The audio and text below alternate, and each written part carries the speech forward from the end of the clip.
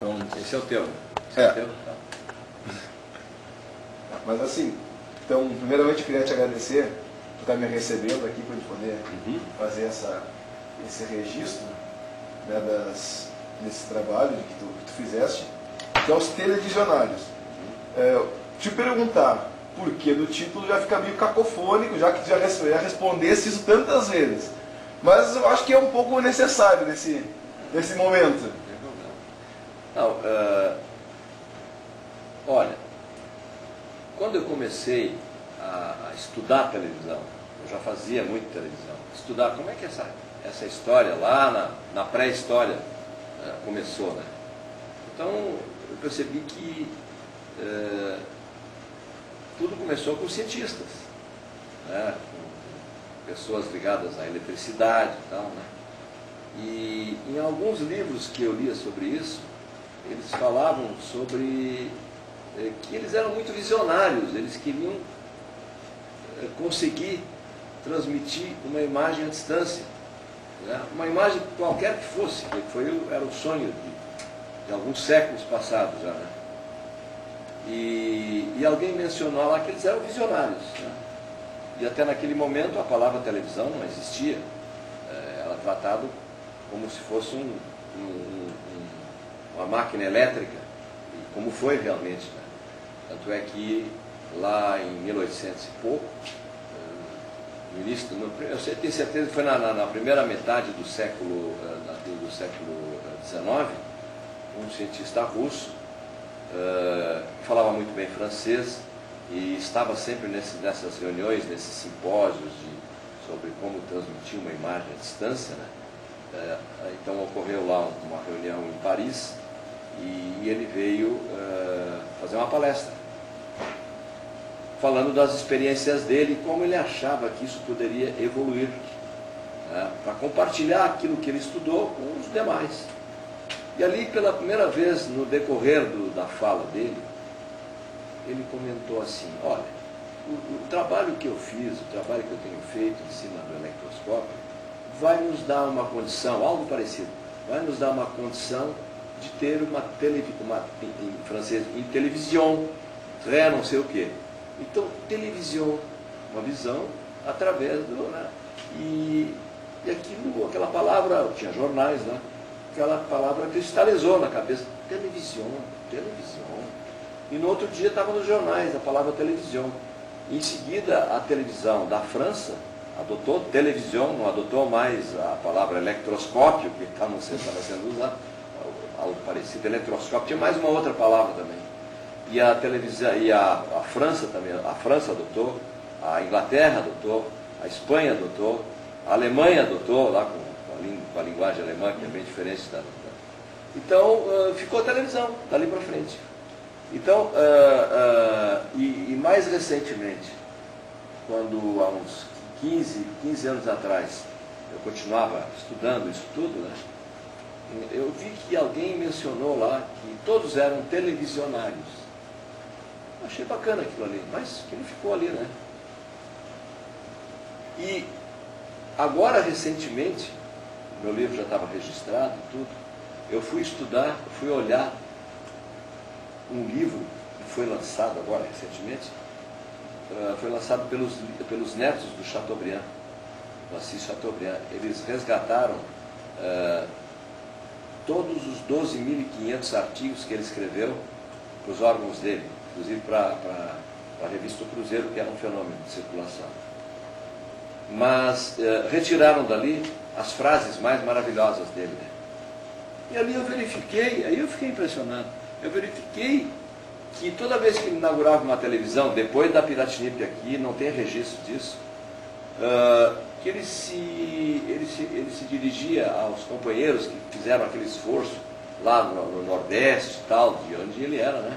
Ele se referia a eles como os meus amigos televisionários aqui e tal. Tipo, poxa, eu botei o título agora, descobri isso agora, eu já estava indo para a gráfica e tudo, né? Porque esse livro é recente, muito Sim. recente. Eu nem sei se tem nas livrarias aqui, eu tive que pedir via internet e tal, né? Eu achei, poxa, é o título ideal. Então, por quê? Eles chamavam eles de televisionários porque eles foram visionários para montar a televisão e para preparar os conteúdos, com muita empolgação, com muito entusiasmo, com muito idealismo, né? Então foram visionários para tocar um negócio que não sabiam onde é que ia terminar. É só na visão do que esse negócio vai ser bom. Né?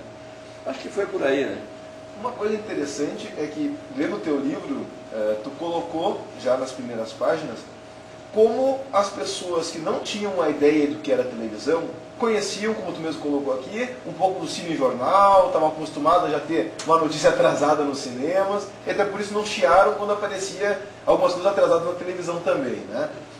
Mas as pessoas que tinham esse cinema na cabeça, chegaram na televisão, opa, mudou a coisa, isso aqui não é bem assim.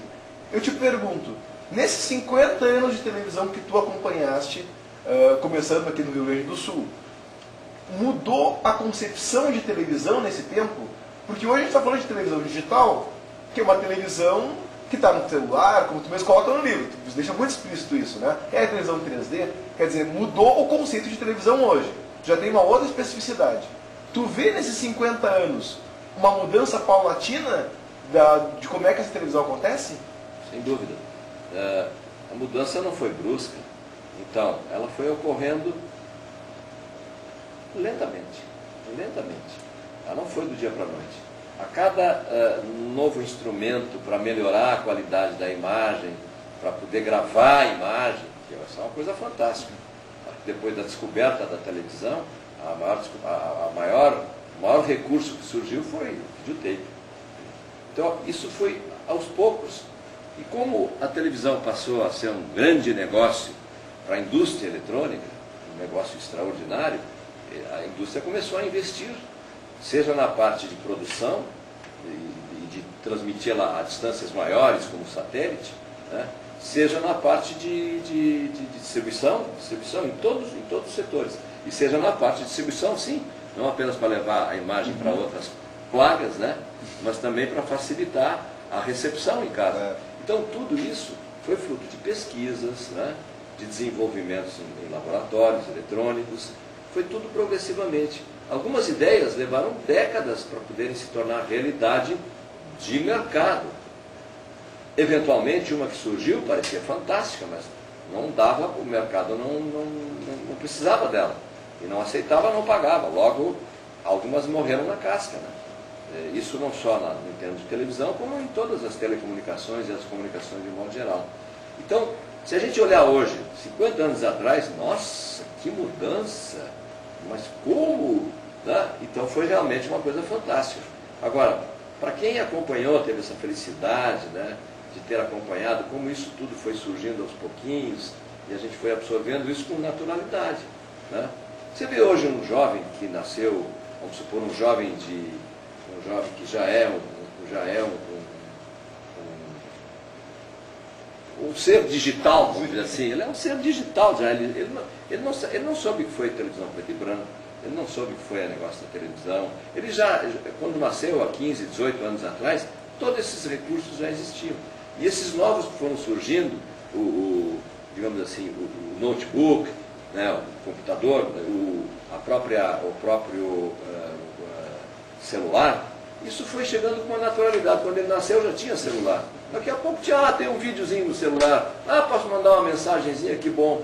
Isso nada criou impacto para ele. Né? Então isso não existe esse impacto quando é no curto prazo. Mas quando você olha assim, 50 anos, tem diferenças. A curva é fantástica. Né? Não sei se eu respondi a tua pergunta, mas eu acho que uma coisa, não foi uma revolução, nem uma coisa impactante.